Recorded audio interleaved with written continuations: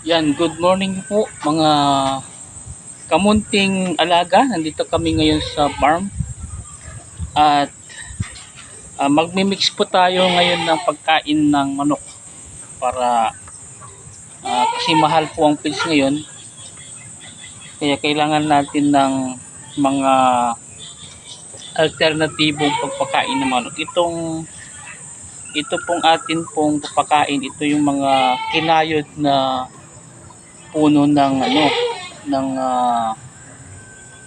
saging. Ano po?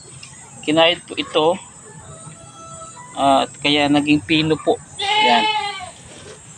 Mas maganda po ito kasi medyo basa kaysa doon sa kupal ng nyug. Yan. Ngayon, imimix natin dito ay feeds. Ito po yung Integra 3. Mga 1.5 kilo ito. Mix natin dito sa natin. Yan. Pagkatapos po, mayroon tayong mais. Yan. Mga isang tabong mais. Okay. Sandali. Tapos, luhan po natin ng darak. Ito yung D1 na darak. Yan, para makatipid tayo sa feeds. Yan. Tapos haluin na po natin yung mix na natin itong kinayod na ito yung puno ng saging, yung pinaka root niya.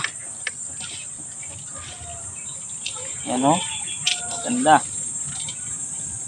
So malaking tipid po ito para sa mga alaga nating manok.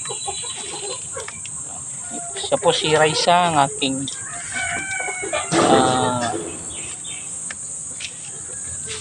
ang aking babaeng anak, si Raisa. Sinasamahan nga akong mag-mix. Makulit oh. Okay. Ito yung magiging itsura niyan. Mga maganda yung niya, yung pagka-mix niya. Parang brown na naging naging brown na siya.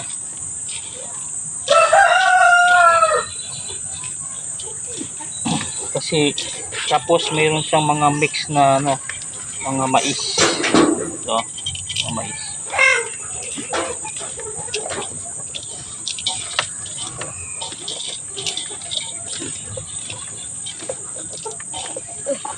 Yan.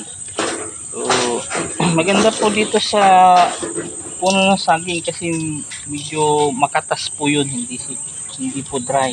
Kaya pagka kinain po nila yun, talagang maganda. Tapos mayroon silang feeds dyan, may feeds saka mais na nakakain ito. Kaya naman pakainin na po natin sila. Pakain na po natin yung ating mga munting alagang manok.